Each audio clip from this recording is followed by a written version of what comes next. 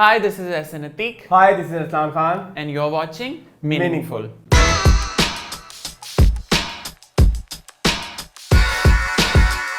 So welcome back with another exciting episode. हम एक बार फिर वापस आ गए हैं आपके पास इस ट्यूसडे एक्चुअली शूट सैटरडे को होता है ना, तो मैं इसलिए सैटरडे फंसा हुआ था मुंह में। यस सो इस वीक हम आपके लिए दोबारा से लेकर आए हैं कुछ बड़ी मज़ेदार सी स्टोरीज। लेकिन पहले बात करेंगे कुछ इम्पोर्टेंट चीज़ों की। आपके लिए कुछ छोटी छोटी सी चीज़ें हैं जो कि अरसलान आपको बताएंगे। Over to you Arsalan. हाँ, दो छोटी छोटी चीज़ें ये हैं कि सबसे पहले जो थ्रो बैक थर्सडे हम करते थे उसका सीज़न 1 कंप्लीट हो गया है और हमने सीज़न 1 पे बहुत मेहनत की।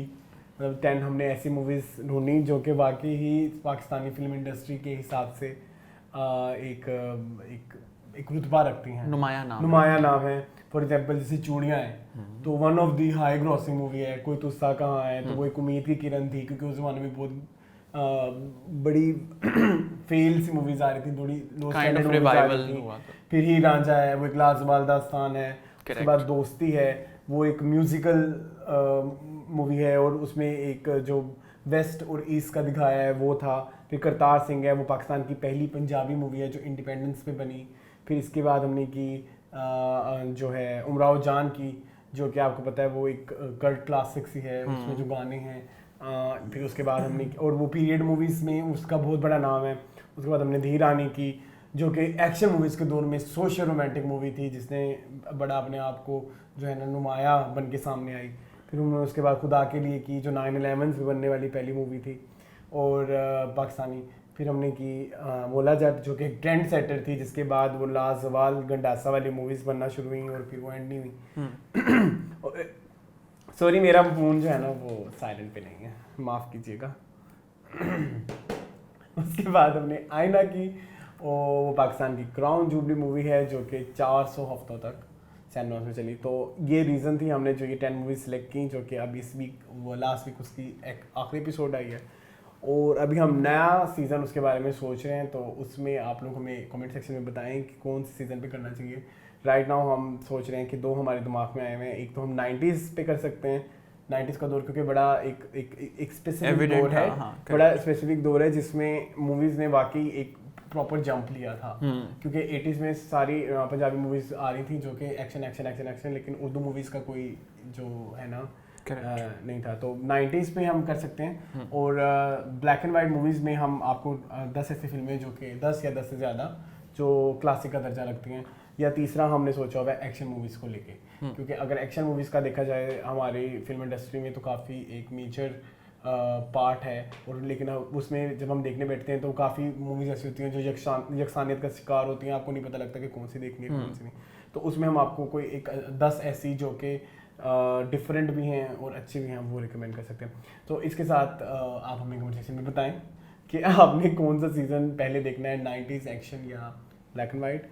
और सेकंड ये कि इस वीक मुंशी जी भी नहीं आएगा, मुंशी जी रिपोर्ट लिख लो, क्योंकि इस वीक कोई प्रोजेक्ट नहीं आया जिस पे हम फिलहाल बात कर सकें। सो ये थी 2 छोटी छोटी बातें और अब हम बाकायदा स्टार्ट कर सकते हैं। अब हम बाकायदा आगाज़ करते हैं आज के शो का। सो जो सबसे पहली स्टोरी हम आपके लिए लेकर आए हैं वो है ये नई movie is the first movie post Covid और इसका नाम है खेल खेल में। और मूवी में हमें जो स्टार कास्ट नजर आएगी वो है बिलाल अब्बास खान एंड सज्जल अली, और इनके साथ जो वेरियस आर्टिस्ट हैं उनमें है मरीना खान और जावेद शेख, समीना अहमद, मंजर सहबाई और ये कुछ आर्टिस्ट हैं। इसके अलावा फरहान अली आगा भी हैं। इसके अलावा मूवी को डायरेक्ट किया है नबील कुरैशी ने और राइटिंग जो है वो है Nabeel Qureshi and Fiza. Basically ये बड़ी मशहूर जोड़ी है। मूवीज़ के हिसाब से अगर मैं देखा जाऊँ, जैसे एक हाउस बन जाते हैं, जैसे अगर आप देखें बॉलीवुड में भी ऐसे होता है, या यश राज है या फिल्म या भंडारकर है। तो इस पाकिस्तान में ये फिल्म वाला करके ये एक हमारा प्रॉपर एक बंदा एक फिल्म वाला है, या एक वो जो करते हैं नदीम बेग वगैरह, जवानी फिर नहीं आनी सीरीज। तो ये एक 2 मेजर कह सकते हैं कि हमारे पास इस टाइम पे फिल्म के वो ग्रुप्स हैं जो फिल्में कर रहे हैं। क्योंकि नबील कुरैशी पहले नामालूम अफराद 1, नामालूम 2, लोड वेडिंग, फिर उसके बाद एक और मूवी भी थी एक्टर इन लॉ। तो उसके बाद ये अब इनकी मूवी आ रही है खेल खेल में। इसके प्रोड्यूसर में ISPR का नाम भी है, क्योंकि बेसिकली ये मूवी उस पे बनी हुई है 1971 की जो वॉर है, वो जो जिसमें हमने बांग्लादेश पाकिस्तान से लैदा हो गया था। Have you seen the trailer? Okay, I have seen the trailer. कैसा लगा? टीजर तो बहुत प्रॉमिसिंग, टीजर बहुत प्रॉमिसिंग है। अगर मैं ओवरऑल देखने की मतलब ओवरऑल बात करूं कि जिस तरह फिल्म होनी चाहिए उस तरह से लग तो रही है, लेकिन प्रॉब्लम ये आ रही है कि वो मूवी का प्लॉट काफ़ी हद तक मुझे इंस्पायर लग रहा है रंग दे बसंती से। क्योंकि रंग दे बसंती का प्लॉट मोर और लेस ऐसे है, बस उन्होंने इवेंट चेंज किया हुआ था। उधर उन्होंने भगत सिंह पे किया था, तो इधर ये 1971 की वॉर पे कोई एक वो कह रहे हैं ना सर्वाइवर भी दिखाया हुआ है ना कि वो रियल इवेंट्स बताएगा। तो मुझे थोड़ा थोड़ा वैसे लगा। इनफैक्ट वो जो एंड टीजर के एंड में वो जो जहाँ बैठे होते हैं थिएटर में, तो उसमें रंग दे बसंती में भी वो इस तरह की जगह पे बैठ के प्रैक्टिस कर रहे होते हैं, वो अपनी तो पाठशाला में जिसमें वो आमिर खान पीछे छलांग गाता है। तो बेसिकली मुझे थोड़ा सा इंस्पायर्ड लग रहा है रंग दे बसंती से। What about the star cast? कैसा लग रहा है? स्टार कास्ट तो बहुत अच्छी है। और अंग्रेजा में ये कपल आया था या सजल अली एंड बिलाल अब्बास, और लोगों ने बहुत ज़्यादा पसंद किया था। और आई एम श्योर कि ये मूवी में भी अच्छा लगेगा, क्योंकि इनकी जो ऑन स्क्रीन केमिस्ट्री है वो काफ़ी मतलब मौजू है या किस इंटाइसिंग है, बड़ी इंटाइसिंग। हाँ, मतलब आप उन्हें देखना चाहोगे इस तरह से। ऐसा नहीं है कि फेक नहीं लगता। तो yes, I am excited for movie. और वैसे भी शुक्र है फाइनली मूवीज आ गई हैं सिनेमा में, क्योंकि लास्ट ईयर 2020 में पाकिस्तान की कोई मूवी रिलीज नहीं हुई। लास्ट मूवी 2019 में आई थी दुर्ज, उसके बाद कोई फिल्म नहीं आई। तो बेस्ट ऑफ लक। और वैसे बहुत क्रेडिट जाता है नबील कुरैशी को, जो इस मतलब कोई अभी हम श्योर नहीं है कि सिनेमास कितनी देर खुले रहेंगे, कितनी देर खुले नहीं रहेंगे। और इस सिचुएशन में जो इतना बड़ा रिस्क ले रहा है बंदा और अपनी मूवी रिलीज कर रहा है 19 नवंबर को, मतलब नेक्स्ट मंथ, तो बेस्ट ऑफ लक। और अगर हम जब मूवी देख लेंगे तो बहुत जल्द हम उसका फिर हम रिव्यू भी करेंगे। 2021 पाकिस्तानी सिनेमा का वो दौर नहीं, ऐसा नहीं है। कोविड के बाद कोई फिल्म नहीं आ रही थी। मुझे मैं बूढ़ा हो जाऊंगा। So ये था पहली story. We are very excited for the movie and I hope it works well। और best of luck to entire cast and entire team। जल्दी से मूव करते हैं अपनी सेकंड स्टोरी की तरफ। वो स्टोरी तो भेज दो। हाँ, नई स्टोरी ले आओ। एक ही तुम्हारा पोज है। नई स्टोरी जो है ये हमें बड़ी दूर से आई है। कहाँ से हमें आई है मिडिल ईस्ट से।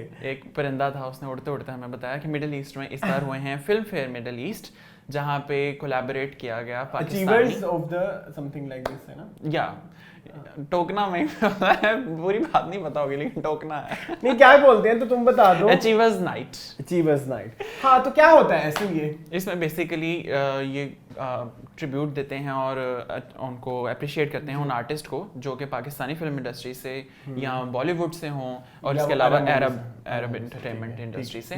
सो बेसिकली इसमें हमें नजर आए बहुत सारे हमारे अपने प्यारे प्यारे से स्टार्स, जिनमें शामिल थे इजाज़ असलम। इसके अलावा आपको सबसे पहले इजाज़ असलम क्यों याद आए? इजाज़ असलम क्योंकि काफ़ी टाइम बाद प्रोबेबली शायद मैंने उनको देखा तो वो एक माइंड में हो गया। इसके अलावा फैसल कुरैशी, इसके अलावा माहिरा खान, माया अली, शहरियार मुनव्वर इसके अंदर हमें नजर आए, आयशा उमर इसके अंदर हमें नजर आई। इसके अलावा हमें नवाजुद्दीन सिद्दीकी नजर आए थे, आमिर खान द बॉक्सर, सजल अली इसके अंदर शामिल थे, अहद रज़ा मीर शामिल, और इसके अलावा राखी सावंत भी थी। राखी सावंत बढ़िया बैठी थी नुमाया नाम और फैसल कुरैशी के साथ। सो बेसिकली ये लोग अवार्ड्स ऐसा कुछ नहीं होता, बेस्ट एक्टर, बेस्ट जिसका एक नॉर्मल पैटर्न होता है किसी अवार्ड्स का। अब बाय द वे एक और अवार्ड्स भी अभी दुबई में होने वाले हैं अनकरीब। ये वाला फिल्म फेयर जो मिडिल ईस्ट है ये भी दुबई में हुआ, राइट? या हाँ, और अभी एक और पाकिस्तानी अवार्ड्स हैं आईपा, वो भी दुबई में होने लगे हैं। और वो बेसिकली पॉपुलर चॉइस अवार्ड्स हैं। वैसे हम थोड़ा टॉपिक से हट रहे हैं क्योंकि बाय द टाइम हम नेक्स्ट मतलब ये न्यूज़ आ चुकी होगी, मीनिंगफुल लग गया होगा, तो वो वाले अवार्ड्स हो चुके होंगे। तो फिर उसको हम नेक्स्ट वीक हम उसको भी डिस्कस कर लेंगे इसको क्या क्या मिला। लेकिन इसमें हम ये बता दें कि इसका वो वाला पैटर्न नहीं है कि best actor, best actress, best director, जैसे हमने अभी थोड़ी देर पहले भी कहा। इसमें इन्होंने जस्ट अचीवर्स को जिन्होंने अपनी कंट्री में कुछ कंट्रीब्यूशन दिया है, जिस तरह हमें इधर मिला सजल अली को बेसिकली मिला outstanding performance of the year का, और अहद रज़ा मीर को मिला best actor of the new generation. इसके अलावा शहरयार और माहिरा को मिला सुपरस्टार्स ऑफ पाकिस्तानी सिनेमा, और मायाले को मिला outstanding contribution to Pakistani cinema. So basically जो स्टार गए थे उन्होंने सबको दिया। हाँ, ये मुझे मीनिंगफुल ऐसा उन्होंने कहा आप कोई ना रहे। फिर राखी सावंत को भी मिला होगा कोई अवार्ड, दिया ही होगा। लेकिन राखी सावंत को बाय द वे उनके एक लुक के लिए बड़ा ट्रोल किया जा रहा है। कौन सी? अगर आपने मूवी देखी हो श्रेक, हाँ मैंने देखी है। उसमें फियोना होती है बेसिकली, वो ग्रीन खाने वाली। राखी सावंत एक उनके साथ ट्रोल किया जा रहा है। लेकिन बेसिकली आज जो वासी आ गई है ऐसा, अपनी एनर्जी डाउन है। लेकिन बेसिकली इन अवार्ड्स का हमेशा पर्पस ये होता है कि आर्टिस्ट को अप्रिशिएट किया जा सके उनके वर्क के लिए, और ऐसी अप्रिसिएशन जो होती है ये आगे उनको काम करने के लिए काफी बूस्ट, हाँ बाकी ये मोटिवेशन फैक्टर होता है कि आपको आपके अंदर और हिम्मत आती है। प्लस आई थिंक जिन एक्टर्स को ये अवार्ड्स दिए गए हैं उनका वाकई बड़ा एक सिग्निफिकेंट वर्क रहा है इस ईयर, इंटायर ईयर में अपने प्रोजेक्ट्स के साथ। सो जिन को भी मिला है उनको हम बहुत ज़्यादा कॉन्ग्रेचुलेट करते हैं from our platform, and we wish them best of luck for their future projects. हाँ बस मुझे एक चीज़ बड़ा दुख हुआ कि जब फिल्म फेयर कर रहा था तो फिल्म फेयर वाली ट्रॉफीज भी वही दे देते हैं। वो जो वो ऐसा लग रहा था अनारकली से बनवाई है शीशे वाली trophies. I am sorry, Narkali में बनती है ना, देखी है तुमने? आई डोंट नो, मैंने देखी हुई है। तो वही शीशे वाली गंदी गंदी ट्रॉफीज। अवार्ड होता है लेकिन थोड़ा प्यारा बना लो यार, 2021 है, अब क्या मुश्किल होता है किसी के लिए खूबसूरत सी ट्रॉफी डिजाइन करना और बनवाना, जब इतना बड़ा इवेंट हो रहा है। चलो जल्दी से मूव करते हैं थर्ड स्टोरी के ऊपर। इतना बड़ा इवेंट हो रहा है तो जो मूर्ति है वो मूर्ति कहेंगे, अवार्ड जो है वो डिजाइन भी करा लें किसी डिजाइनर से। चलो आगे चलते हैं और इधर से लेके आते हैं नेक्स्ट स्टोरी। अब मुश्किल करती है मैंने एडिटिंग के लिए काम, अब ऊपर से लेके आनी है तुमने स्टोरी। तो चलते हैं नेक्स्ट स्टोरी के ऊपर जो कि है थर्ड स्टोरी, जो कि एक थोड़ा ज़रा सेंसिटिव सा टॉपिक है। सेंसिटिव टॉपिक के साथ ये थोड़ी सी ज़रा गॉसिप ऑफ द टाउन भी रही है, टॉक ऑफ द टाउन भी रही है। ये टॉपिक है हमारे legendary cricketer Shoaib Akhtar and TV anchor doctor Numan Niaz के ऊपर। सो बेसिकली आप सब ने देख रखी होगी वो वीडियो जिसके अंदर एक ड्यूरिंग द इंटरव्यू या ड्यूरिंग द शो उनको वॉकआउट करने के लिए कहा गया। नहीं उनको कहा नहीं गया, उनको कहा गया प्रॉपर कि you can walk out of the show. अच्छा ठीक है, हाँ ओके। सो उनको बेसिकली इस चीज़ के ऊपर खुद उकसाया गया कि आप कर लें, और इस चीज़ का भी नहीं ख्याल किया गया कि ये ऑन स्क्रीन हो रहा है सारा कुछ। सो सबसे पहले यू टेल मी कि पता नहीं क्यों बात से आ रही है। एक्चुअली मैं कल रात सारी सोया नहीं। You want to tell people why? मैंने ये नहीं, I don't want to tell people why, just मुझे सारी रात ही स्टडी करते रहे हैं और स्टडी नहीं, मुझे नींद नहीं आई आज सारी रात, पता नहीं क्यों। अच्छा खैर मैं इसके ऊपर ये कहना चाहूँगा, अगर एज अ होस्ट आप एक होस्ट बैठे हो तो होस्ट की रिस्पॉन्सिबिलिटी बहुत ज़्यादा होती है, ठीक है।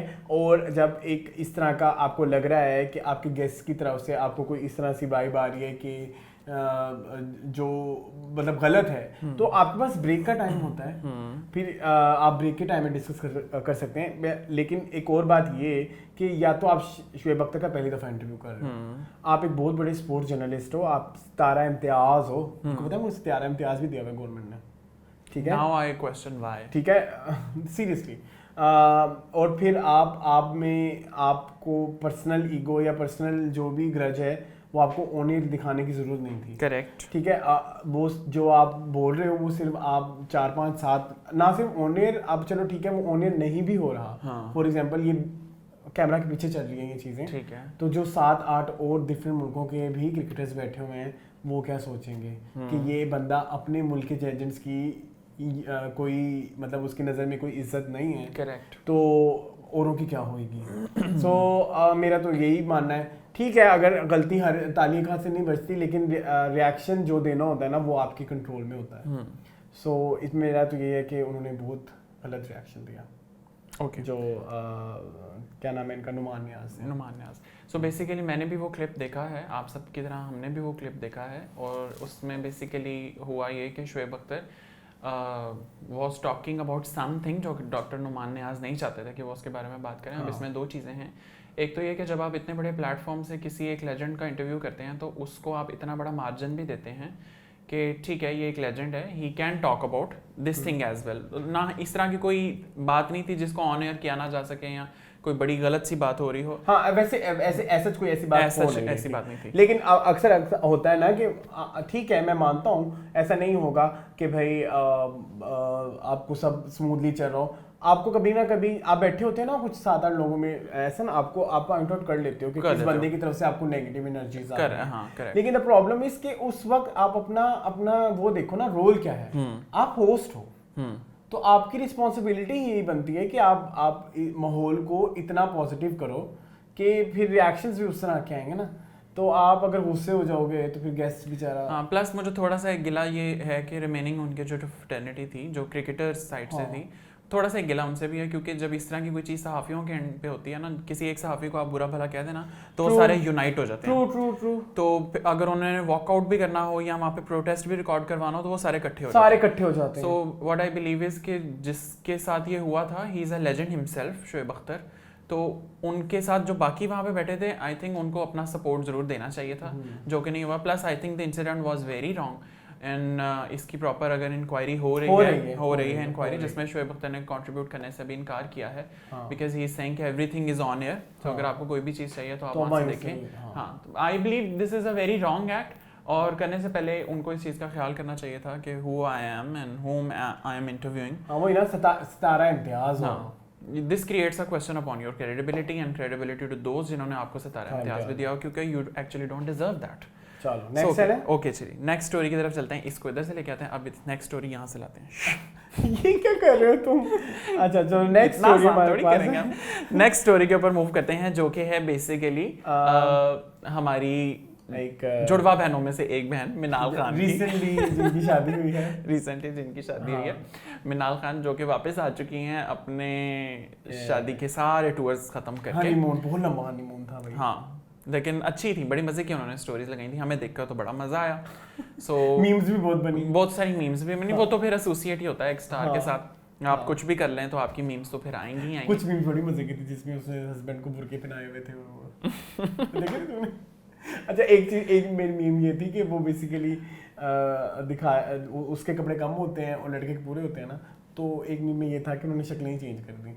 मिनाल की शक्ल एहसन को लगा दिया, एहसन की शक्ल उसको लगा दी, तो अब वो सेट हो गया, लेवल हो गया। हाँ, चलो खैर न्यूज़ क्या है? न्यूज़ बेसिकली ये है कि मिनाल खान ने अपने रिसेंटली एक कमेंट में बेसिकली ये कमेंट दिया कि जुबिन नौटियाल को कोई कहे कि अब हमारा एक और सॉन्ग कॉपी कर ले, और सॉन्ग का नाम है तुम जीतो या हारो। हाँ। तो बेसिकली एक इसके पीछे की थोड़ी सी एक फ़नी हिस्ट्री है कि जुबिन नौटियाल बड़े अच्छे और प्रोमिनेंट सिंगर हैं इंडिया के, और बड़ी उनकी प्यारी आवाज़ है, मुझे तो उनके सॉन्ग्स बहुत अच्छे लगते हैं।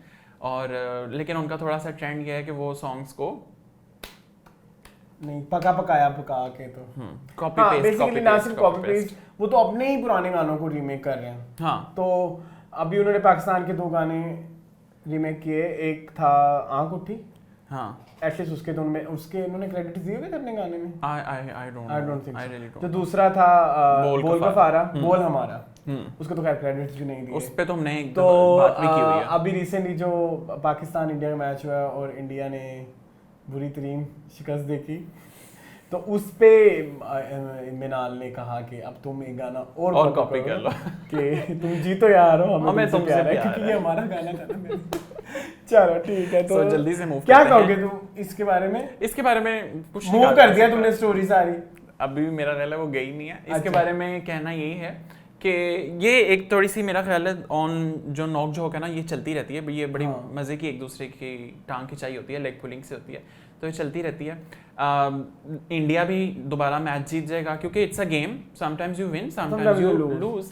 सो इंडिया भी वापस अपना रिवाइव करेगा और एक गेम जीतेगा, और इंशाल्लाह पाकिस्तान भी मजीद अच्छा परफॉर्म करता रहेगा। अभी तक तो अच्छा परफॉर्मेंस कर रहा है, अल्हम्दुलिल्लाह, वेरी नाइस, वेरी वेल। अभी इसके बारे में बात करेंगे। और मिनाल भी अच्छा काम कर रही है, जुबिन भी अच्छा काम कर रहे हैं, सब कॉपी कर रहे हैं, मिनाल भी कॉपी। चलो जी ठीक है, चलते हैं अपनी नेक्स्ट स्टोरी के ऊपर। नेक्स्ट स्टोरी जो है वो है जी, या मेरी स्टोरीज ना गिराएं प्लीज। जो नेक्स्ट स्टोरी वो है, आज हम कार्डलेस हो गए। हाँ, आज हमने कार्डलेस होना शुरू कर दिया, एप्पल की तरह हम भी कार्बन फ्री हो रहे हैं। तो बेसिकली जो 5th स्टोरी है, मैं बता देता हूँ कि हमारी बड़ी एक प्यारी एक्ट्रेस जो कि वैसे माशाल्लाह उनको इतनी अल्लाह ने उनके काम में बरकत डाली है, वो जो प्रोजेक्ट करती हैं वो TRPs बम्पर ऑफर के साथ आती हैं। हम बात कर रहे हैं none other than Hiba Bukhari, Hiba Qadir, sorry इनको अल्हम्दुलिल्लाह अल्लाह ने इतनी इज्जत दी है। नहीं, हिबा बुखारी भी जिस एक्ट्रेस की बात करते हैं उसका नाम गलत ले, हिबा बुखारी भी कहते हैं, हिबा कदीर, हिबा बुखारी भी कहते हैं। ओके, ठीक है, ये टसल अभी लग गई है। हाँ, तो हिबा बुखारी की जो न्यूज़ है क्या है, ऐसा नाम बताओ। उनकी न्यूज़ ये है कि उनसे बेसिकली वो थोड़ा इंस्टा पे काफ़ी एक्टिव हैं। हाँ। सो इस तरह का क्वेश्चन आंसर सेशन वो करती रहती हैं। तो उनसे बेसिकली आजकल जितने उनके फैंस हैं वो ये पूछ रहे हैं कि जी आप अपने फियांसे का नाम बताएं, हालांकि नन ऑफ देयर बिजनेस, लेकिन क्वेश्चन आंसरिंग सेशन नहीं ना, देखो स्टार्स की लाइफ पब्लिक लाइफ होती है। रिसेंटली हमारे एक इंटरव्यू में रोमा ने भी कहा, जब हम रोमा माइकल ने कि स्टार्स की लाइफ जो है वो पब्लिक लाइफ होती है, पब्लिक फिगर्स होते हैं ना वो, तो क्यों ना पूछें अवाम उनको, क्यों नहीं हक, there is a difference between public figure and public life. अच्छा, ठीक है, पब्लिक फिगर है, आप अप्रिशिएट कर सकते हैं, आप क्रिटिसाइज भी कर सकते हैं, but I don't think so their life is public. लेकिन मैंने सुना है कि उनकी शादी होने वाली है 2-3 महीने। हमने भी सुना है उनकी शादी होने वाली है, और कहीं कुछ सूत्रों की अनुसार हमें पता लगा है कि ये वाले जो हैं ये उनके पॉसिबल फियांसे हो सकते हैं। ये जो अभी हम पिक्चर में हमने डाले हैं ये वाले। अच्छा। मैं एडिटिंग का भी भला करता हूँ। अच्छा, ठीक है। So we wish them very best of luck. जो भी हिबा कदीर या हिबा बुखारी के अपकमिंग हस्बैंड होंगे, अपकमिंग हस्बैंड क्या मतलब, to be husband to be, upcoming क्या, वो आती जाती रहती है, क्या बातें कर रहे हो ऐसे, हस्बैंड टू बी, मीनिंगफुल सी बातें, तो ठीक है, husband to be whoever he is, so we wish both of them a very best of luck and for their future endeavors and everything। हाँ, ठीक है। तो जल्दी से नेक्स्ट स्टोरी के ऊपर मूव करते हैं। नेक्स्ट स्टोरी जो है वो है शादियों के सीजन के साथ साथ आ गया है बर्थडेज का सीजन। सर्दियों में क्यों इतनी बर्थडेज होती हैं ऐसे? सर्दियों में सारे ही अच्छे लोग आते हैं सर, और सारे बुरे लोग जो होते हैं जरा जून जुलाई की बेल्ट में चल रहे होते हैं, समथिंग। ठीक, हैव वी कवर्ड अच्छे बुरे। मेरी 1 जुलाई होती है और तुम्हारी नवंबर होती है, ठीक है। अच्छा, खैर, बात कर रहे हैं हम इस वीक होने वाली 2 बर्थडेज की। एक जो है वो यशमा गिल की। यशमा गिल तो एक ही है। तुमने वो क्लिप देखी हुई है? हाँ, यशमा गिल तो एक ही है। You do that very well. वो हम लगा देते हैं इसमें भी एडिट में। यार टिप्स बस ये हैं कि देखो यशमा गिल तो एक ही है, ठीक है, तो don't even try. Yashma Gill तो एक ही है। अच्छा, खैर, और उसके अलावा आसिम अजहर की बर्थडे हुई है। सो यशमा गिल की बर्थडे पे हमें नजर आई मोमिना मुस्तहसन थी, हानिया आमिर, आयमा बेग, उशना शाह एंड फिरोज खान। हाँ, तो उन्होंने काफी बड़ी अपनी बर्थडे सेलिब्रेट की, बर्थडे बैश प्रॉपर्ली। हाँ, लेकिन मैंने आसिम अजहर की ऐसे कोई मेजर इस तरह की पार्टी नहीं देखी जिसमें बहुत सारे लोगों, तो हम उन्हें कांग्रेचुलेट करना चाहेंगे। कांग्रेचुलेट नहीं, क्या, सॉरी, उन्हें विश करना चाहेंगे। मुझे लगता है मेरा आज बहुत सबकॉन्शियसली मैं बहुत आउट हूँ, तो happy birthday to happy belated birthday to both of the stars, Yashma Gill and Asim Azhar. तो इसके साथ ही चलते हैं हम अपनी नेक्स्ट न्यूज़ की तरफ चलते हैं। ये न्यूज़ बदल जबरदस्ती डाली गई है, इंटरनेशनल न्यूज़ है, इसका पाकिस्तानी एंटरटेनमेंट इंडस्ट्री से कोई लिंक नहीं है, लेकिन पाकिस्तानी इसमें फुल अपना नाक डाल के बैठे हुए हैं। पाकिस्तानी एंटरटेनमेंट इंडस्ट्री से इसका लिंक बेशक ना हो, लेकिन स्टोरी जो है ना वो पाकिस्तानी ड्रामों वाली है। हाँ, स्टोरी पाकिस्तानी ड्रामा वाली, प्लस ये कि इंटरनेशनल मीडिया को भी हम लोग सेलिब्रेट करते हैं, ऐसी कोई बात नहीं है। अब ये नेटिव लोग बाहर निकले तो फिर कुछ होना।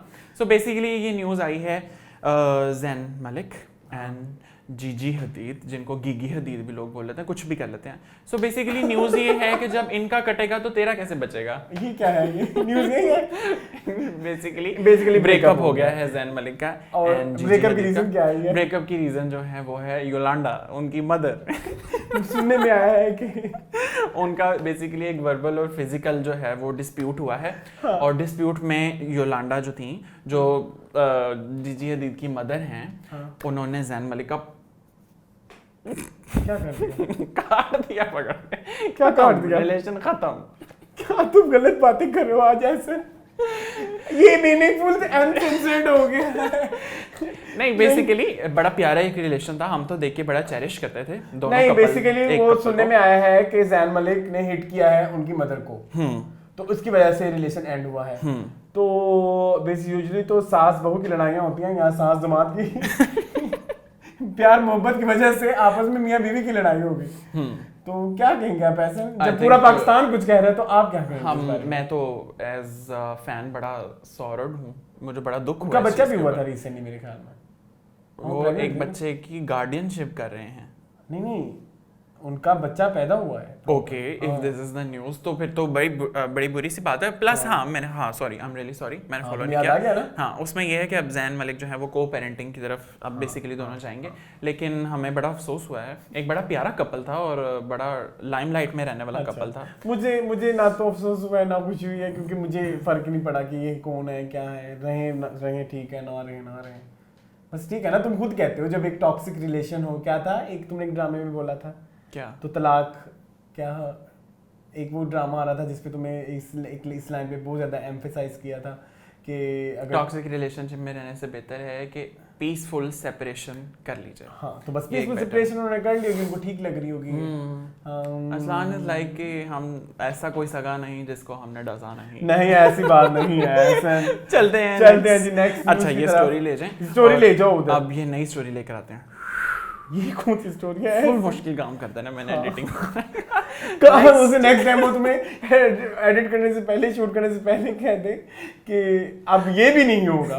ठीक है ना, चलो नेक्स्ट स्टोरी जो है वो है बेसिकली इब्रारुल हक एंड सबा कमर की, जो उनको बहुत ज़्यादा ट्रोल किया जा रहा है उनकी नई वीडियो के लिए, जिस सॉन्ग का नाम है बेगम शक करती है। इसमें बेसिकली हो ये रहा है कि वीडियो का मैसेज तो कुछ और होना चाहिए था, थोड़ा ज़रा फनी वे में लोगों को लेना चाहिए था, लेकिन लोगों ने थोड़ा इसको ज़रा मिसोजिनिस्ट एंड उस साइड से ज़्यादा इस एंगल को देखा है। अच्छा, ये बड़ा एक talk of the town type चीज़ है। करेक्ट।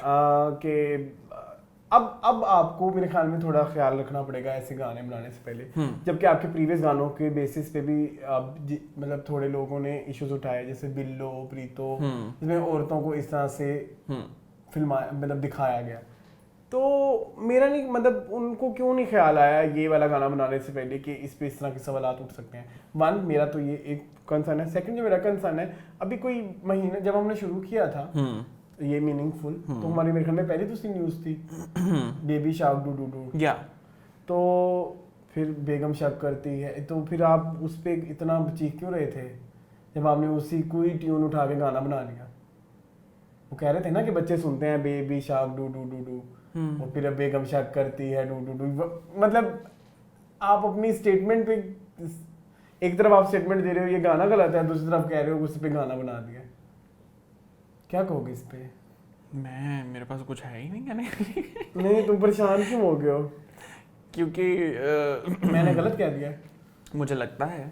क्यों? लेकिन मैंने कुछ गलत नहीं कहा। आई थिंक बड़ी दो इररिलेटेबल सी चीजें हैं जिनको अरसलान ने पोल्स अपार्ट करके पकड़ के गिरा। नहीं, मैंने दो मेरे कंसर्न से इस गाने पे मैंने बता दिए। मैंने दोनों कंसर्न नोट कर लिए, लेकिन एक को मैंने वेरीफाई नहीं किया। कौन से वाले को? दूसरे वाले को। क्यों? कि ये baby shark doo doo doo doo doo है, तो वही है बेगम शक करती doo doo doo doo whatever.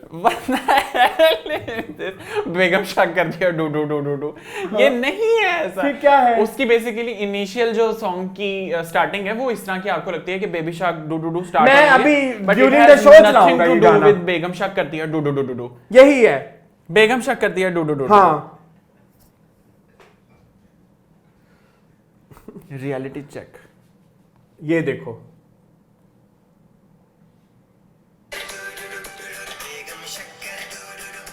बस अब बोलो अब तुम तो ये क्या था? बताओ। ये तो कॉपीराइट। कॉपीराइट जब आप baby shark doo doo do गलत हो सकता है तो बेगम शार्क करे डू डू डू कैसे सही हो सकता है? Copyright infringement. अब ये बच्चों को दिखा दें बेगम शार्क करे do doo doo doo do. नहीं, ये डेफिनेटली बच्चों के लिए तो नहीं है। तो लिखा तो नहीं है आपने शो से पहले कि ये +13 देखें या +18 देखें? बताओ ना, आप ये सारे जवाब दो आप उनके। मतलब उन्होंने जो ये मुझे तो डे 1 से मैं उनकी स्टेटमेंट के खिलाफ हूँ। देखो मेरी बात सुनो, Ibrar has nothing to do with me. जो इब्रार ने किया वो इब्रार ने किया। हाँ, तो तुम लेकिन ऐसा तो Ibrar is a no, Ibrar is a क्या था artist? Let me give my take on this. My take is कि yes, since the song is very much inspired to the famous poem Baby Shark, तो जिसके बारे में वो कहते हैं कि वो गलत है। हाँ, बट फॉर व्हाट रीजन वो एक सेपरेट रीजन है कि बेबी शार्क को उन्होंने क्यों टारगेट किया। लेकिन डेफिनेटली सॉन्ग की एक सिम्फनी उस तरह की है तो वो एक चीज़ है। लेकिन सेकंड एंगल ये है कि इसमें जो वाइफ है उसको बड़ा स्पेकुलेशंस करने वाला और शक्की सा और इस तरह का दिखाया हुआ है। मर्द को बेचारा सा दिखाया हुआ है। हाँ, मर्द को बेचारा सा दिखाया हुआ है, which is not the right thing. हमें भी पता है कि इस तरह की चीज़ें जो है वो टोटली 100% एग्जिस्ट नहीं करती, लेकिन somehow it exist from both the sides. कि फ़ोन चेक करना या इस तरह की चीज़ करना, चेक एंड बैलेंस रखना, वो एक अलग सी चीज़ है। बट आई थिंक जो इसका ये एंगल जो लोग ले रहे हैं कि ये थोड़ा मिज़ोजिनिस्ट या इस तरह का विमेन को सेंट्रिक करके थोड़ा टारगेट किया जा रहा है, वो वाला एंगल जो है वो डेफिनेटली अगर ये सॉन्ग इस तरह का कन्वे कर रहा है तो वो गलत चीज़ है। नहीं है गलत, ठीक है मेरे नज़दीक ठीक है। कि देखो एक ओपिनियन है ना, मेरी ओपिनियन ये है कि वो ठीक है जो कह रहे हैं कि मिसोजिनिस्ट है। नहीं, what I am saying, song is but the message it should not convey. हाँ अच्छा चलो ठीक है। हाँ ठीक है वो तो हम एग्री कर रहे हैं कि सॉन्ग का एंगल डेफिनेटली वो वाला एक्सप्लोर हुआ है, लेकिन जो मैसेज इससे कन्वे किया जा रहा है वो गलत है। और जो मैसेज आपने पहले दिया था वो भी गलत है। कौन सा? Baby shark doo doo do बच्चे देखते। एक न्यूज़ क्या सही हो गई है, 4 एपिसोड क्या कर लिए तुमने। चलो नेक्स्ट चलो ऐसा इतनी सारी न्यूज़ छुपा दी हैं। नहीं अच्छा जी ये ओके जी, ये एक हमारा हफ्तावार स्टार्ट होने लगा है रिव्यू सेशन। हाँ, तो नेक्स्ट जो है वो है हमारा सबसे मैंने फिर कुछ पॉइंट्स है, मैं अपने हाथ में पकड़ लूं। अभी वो पॉइंट्स की बारी नहीं आई। लेकिन जो नेक्स्ट है हमारी स्टोरी है वो है, और स्टोरी तो पहले मैं ले आऊं। अच्छा ओ सॉरी, ये वाली स्टोरी तो गई नहीं विरार वाली। आप इस स्टोरी को ऐसे लेंगे, ऐसे नहीं, उसके लिए बहुत डिफिकल्ट हो जाएगा, ये नहीं हो सकेगा। मैंने देखे हैं ये सारे इफेक्ट्स हैं, उसे को लगाए। अच्छा ठीक है अच्छा जी, नेक्स्ट स्टोरी जो है वो बेसिकली है एक बड़ा टॉप ट्रेंडिंग ड्रामा परिजात के ऊपर। Have you seen this? मैंने देखा है क्योंकि परिजात मैं डे 1 से फॉलो कर रहा हूं। हाँ चलो मैं पहले अपनी बात बता देता हूं क्योंकि तुमने काटनी तो है बीच में से, देख लेना जहाँ तुमको मौका मिले। सो बेसिकली इस वीक परिजात में आप लोगों ने देखा होगा कि the drama was completely surrounded by Babli and her parents, जिसमें उसके पेरेंट्स उसको लेने वापस आते हैं and all was done due to Parijat and Guru. So इसमें एक सबसे इमोशनल एंगल ये था कि जिसमें उसमें गुरु ने, जिनका नाम असद मुमताज़, उन्होंने एक्सप्लेन किया कि how those childs are very much different, उनको बिहेवियर किस तरह का डिफरेंट मिलता है सोसाइटी की तरफ से, बट वो बच्चे हमारे में से ही हैं, हम में से एग्जिस्ट करते हैं, लेकिन उनको सेपरेटली ट्रीट किया जाता है।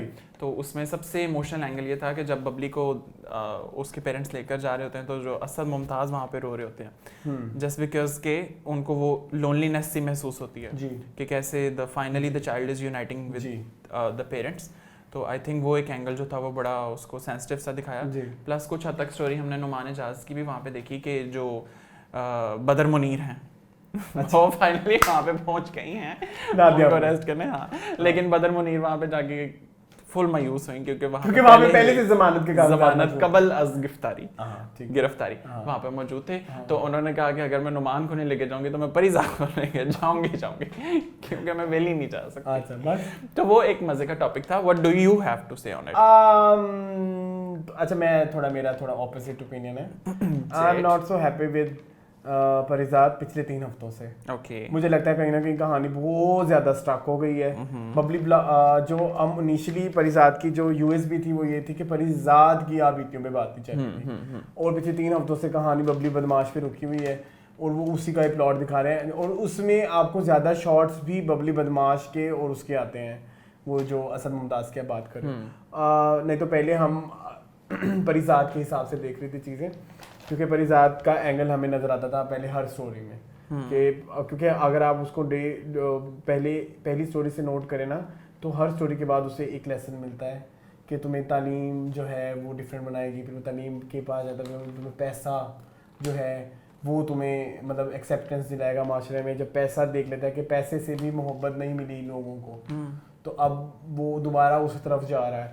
तो इधर आके ना वो प्लॉट थोड़ा रुक जाता है। और वैसे भी मैंने किसी एक इंटरव्यू में पढ़ा था कि बबली बदमाश का जो प्लॉट था वो इनिशियली परिजात के स्क्रिप्ट का पार्ट नहीं था। हाँ। वो बाद में ऐड किया गया। वो कहीं ना कहीं अब फील भी होता है कि परिजात की स्टोरी से बबली बदमाश के प्लॉट का एज सच कोई लिंक नहीं है। एक सोशल इशू है जिस पे बात करने की कोशिश गई है की गई है इस प्लॉट के थ्रू, लेकिन वो अब जेल्ड इन होता है ना, एक चीज कहते हैं समथिंग इज जेल्ड, वो उसके प्लॉट के साथ जेल्ड इन नहीं है। मेरी you feel like that? I feel like that. जब तक लैला सबा वाला प्लॉट चल रहा था it was so smooth, Okay. तब मजा आ रहा था वो सारा देखते हुए। जब से वो लैला सबा की जब से डेथ हुई है उसके बाद से परिजात मेरे लिए थोड़ा सा बोरिंग हो गया, लेकिन मैं देख रहा हूँ। अच्छा, अगर बबली बदमाश की कंटिन्यूएशन उसी तरह ही रहती कि वो अचानक गायब हो गई, तो तुम उसको जस्टिफाइड समझते हैं, या डू यू थिंक कि ठीक है क्लोजिंग होनी चाहिए थी? क्लोजिंग होनी चाहिए थी, नो डाउट होनी चाहिए, लेकिन थोड़ी सी ड्रैग हो गई। अभी क्लोजिंग उन्होंने उष्णा की भी दी थी ना।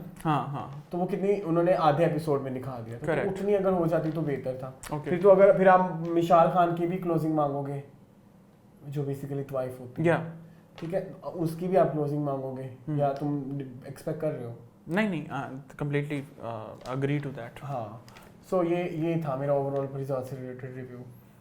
आई थिंक ये बहुत सारे क्वेश्चंस जो हैं वो पब्लिक में भी इस तरह के क्वेश्चंस कुछ सर्कुलेट करते हैं। मुझे फील आता है कि लोग थोड़ा, मुझे लग रहा है कि वो परिजात को खींचे जाने की कोशिश की जा रही है। I feel the same. उसकी एक सबसे बड़ी एग्जांपल, अभी रिसेंटली एक ड्रामा खुदा और मोहब्बत सीजन 3 बाय द वे वो एंड हो गया है फाइनली। अब सुनने में आया कि उसकी 22 से 23 एपिसोड थी, उसको 38 एपिसोड तक लेके जाना, तो खुदा और मोहब्बत को। ओके, उसकी व्यूअरशिप ज्यादा थी। हाँ, तो वो फिर कहीं ना कहीं ये ज्यादती होती है एक्टर के साथ, आपके राइटर के साथ। वो ड्रामे से ज्यादा डेली सोप बन जाता है ना। हाँ, तो फिर वो अगर आपने उसमें बहुत ज्यादा कमर्शियल इम्पैक्ट डाल दिया ना, तो फिर वो कहानी जो है वो ऑडियंस पे उतना इम्पैक्ट नहीं। आई फील द सेम कि स्टोरी थोड़ी बहुत ड्रैग्ड हुई है, but I am very happy कि उसकी क्लोजिंग उन्होंने बड़े अच्छे एक मैसेज के साथ की है। कि नहीं, वो मैसेज तो बहुत अच्छी बात है दें, लेकिन वो देखिए उसके लिए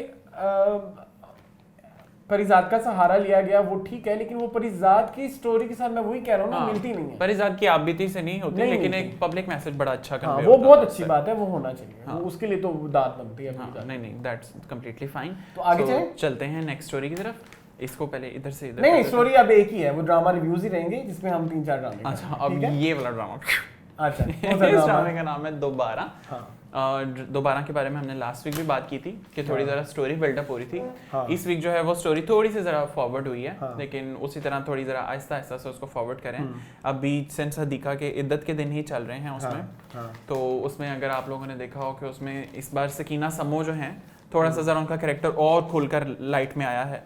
कि वो रोक टाक वाली और थोड़ी ज़रा ग्रीडी सी लग रही है, वो बिजनेस हड़पना चाह रही हैं। तो उस तरह की एक चीज़ बनाई है। ओवरऑल मेरे नज़दीक ये एपिसोड बहुत अच्छा था। काफ़ी हद तक आपको क्लैरिटी होने लगी है, जो हमने लास्ट वीक बात की कि हदीका जो रो रही थी वो वाकई उस बात पे रो रही थी क्योंकि उसने चीज़ मेंशन किया कि मेरी सारी जवानी निकल गई। मैंने जब वो मेंशन किया, तुमने फिर वो रिलेट किया होगा, मुझे भी ये हो गया था। खैर, इसके अलावा बिलाल का करैक्टर थोड़ा और हमें क्लियर होने लग गया है। कुछ चीज़ें जो हैं मेरे एतराज़ात हैं, वो अगर ठीक हो जाते तो दोबारा और ज़्यादा बेहतर हो सकता। Like what?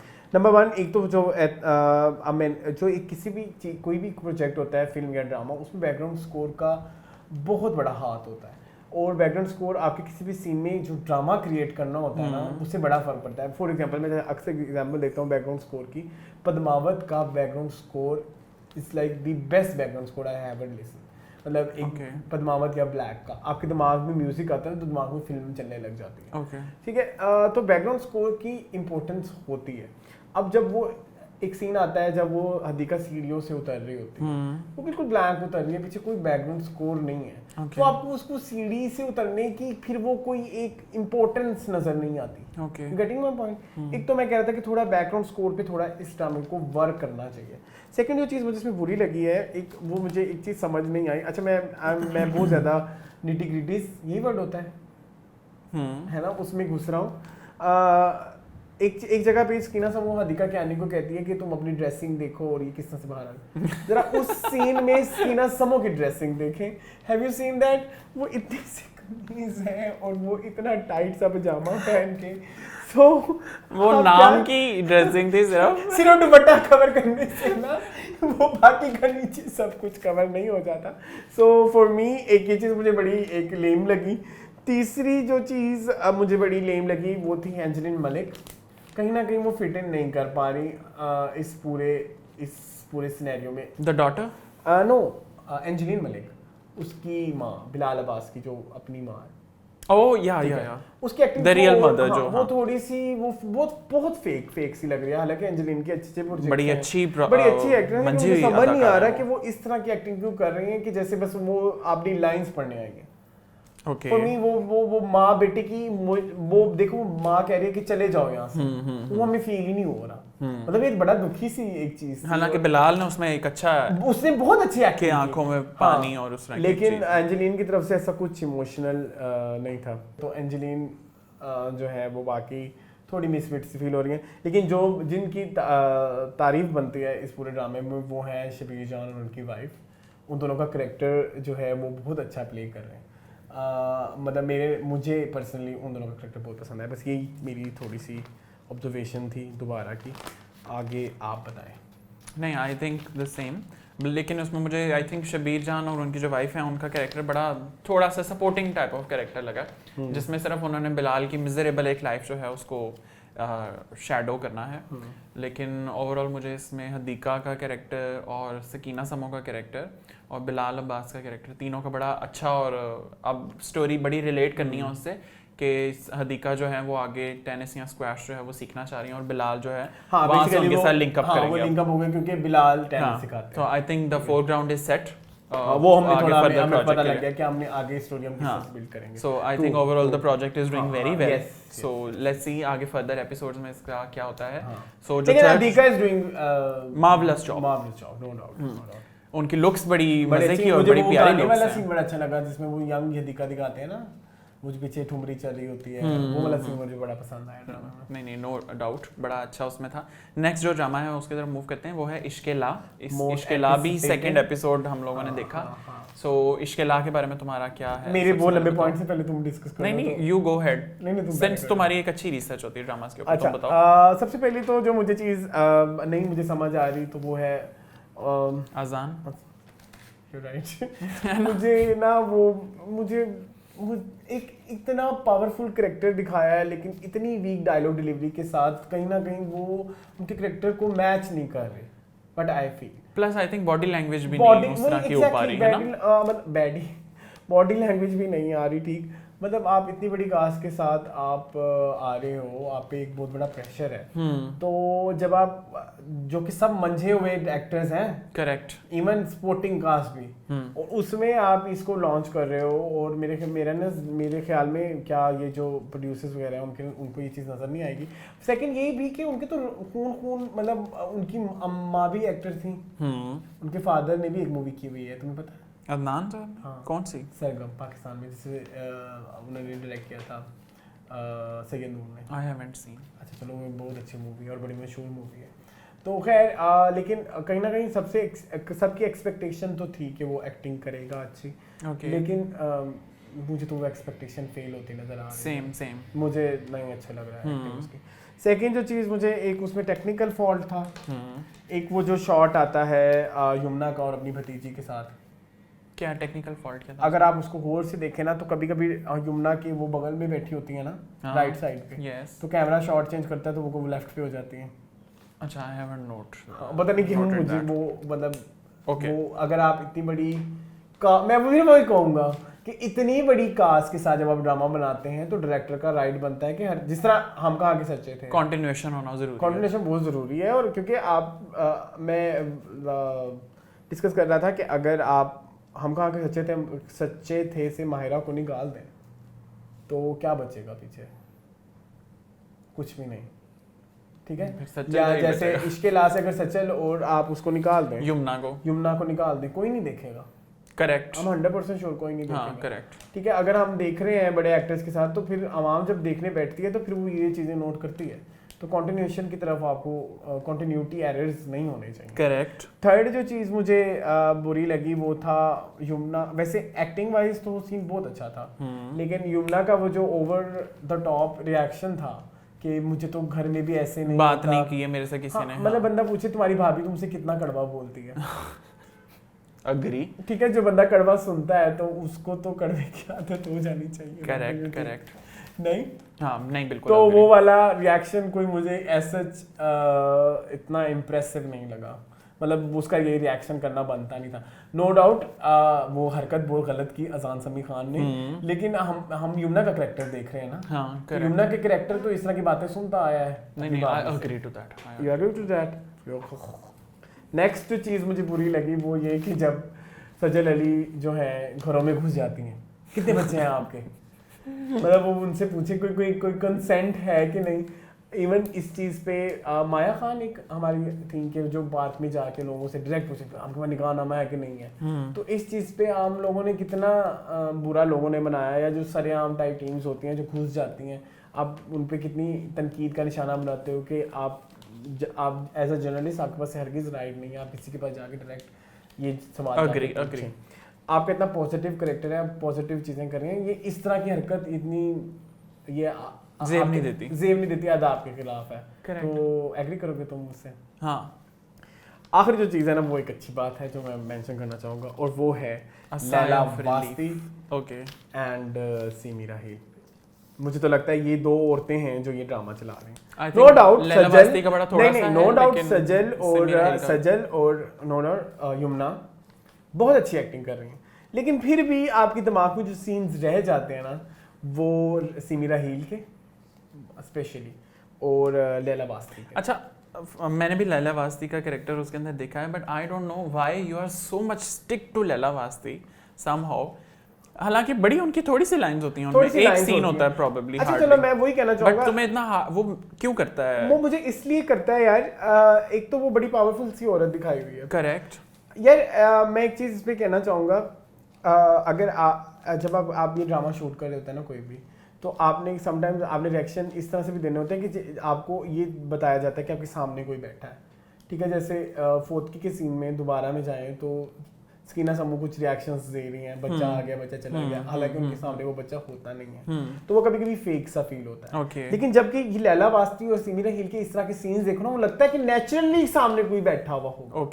ठीक है, एक तो ये चीज। सेकंड, चूंकि उस ड्रामे में डायलॉग डिलीवरी बहुत सारे लोगों की थोड़ी वीक है, और वाहिद उस औरत के डायलॉग्स तुम आज जाके फिर देखना, लैला वास्ती के, उसका एक एक वर्ड आपको समझ आता है, पूरा कंप्लीट करती है वो फिक्रा। दैट्स व्हाई मुझे लैला वास्ती जो है ना वो बहुत ज्यादा पसंद है। नहीं, आई एग्री, उसमें सिमी राहील का तो बड़ा, सिमी राहील का तो बहुत प्रोमिनेंट कैरेक्टर है, नो डाउट कि वो तो मतलब एपिसोड ड्रिवन बड़ा जबरदस्त वो कर रही हैं, बहुत अच्छा कर रही हैं, बहुत अच्छा। नहीं, I agree to the points कि उसमें जो अजान समी खान का कैरेक्टर वो बड़ा ग्रेटली क्वेश्चनेबल है कि व्हाई अजान समी खान, जबकि और बहुत अच्छे एक्सप्रेसिव एक्टर्स थे।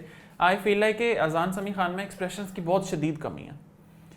Exactly, वो बड़े डेड से एक्सप्रेशंस हैं, आपका इतना एक सख्त करख्त हाँ आपको दिखाना सिर्फ जब वो अपने बाल निकालता है खाने के अंदर से, आई थिंक उसके ऊपर बड़े वो जबरदस्त एक्सप्रेशंस दे सकता था एग्जैक्टली। लेकिन उसने बस ऐसे करके बाल निकाला, ऐसे उसे पूछा और ऐसे चम्मच नीचे रख दिया। आई थिंक वो क्वेश्चनेबल है कि व्हाई इज दिस हैपनिंग। उसके अंदर सेकेंडली जो है आई थिंक एक सीन है जिसमें सज्जल और अजान समी खान जो है वो बैठ के खाना खा रहे हैं। उसमें मुझे लगता है कि सज्जल का कैरेक्टर थोड़ा ज़रा ऑप्रेस्ड हो जाता है उसमें, कि हालांकि वो अग्री नहीं कर रही होती हैं अजान समी खान से, बट स्टिल समहाउ कि एक फाइट पुट अप ना हो कपल के पीछे, इस तरह की कोई चीज ना हो, वो अग्री कर जाती हैं। हालांकि सज्जन की बड़ी ओपिनियटेड जो उनको दिखाया, हाँ, तो फिर वो सज्जन के कैरेक्टर से मैच नहीं करती उस चीज में। तो खैर उसकी फिर हमें रीजन शायद आगे पता लगे कि प्रोबेबली, हाँ, जैसा इंशा का कैरेक्टर था इन जकीब से, तो हमें बाद में पता लगा ना। हाँ करेक्ट। तो वो अभी उसकी शायद कोई कैरेक्टर की कोई जर्नी होगी तो जिसमें बाद में पता। ओवरऑल आई थिंक स्टोरी के हिसाब से कोई क्वेश्चन नहीं है ड्रामे के, लेकिन एक्टिंग और एक्टर्स को लेकर थोड़ा सा झोल है। प्लस ये कि अभी फोर्थ ड्रामा सीरियल जो है वो हम कहाँ के सच्चे, लास्ट वीक हमने उसका कोई एपिसोड नहीं देखा बिकॉज वो आया नहीं। हाँ, उसकी जगह मैच हम लोगों ने देखा। So Pakistani team is performing very well, so hip hip hurray to entire team जो उन्होंने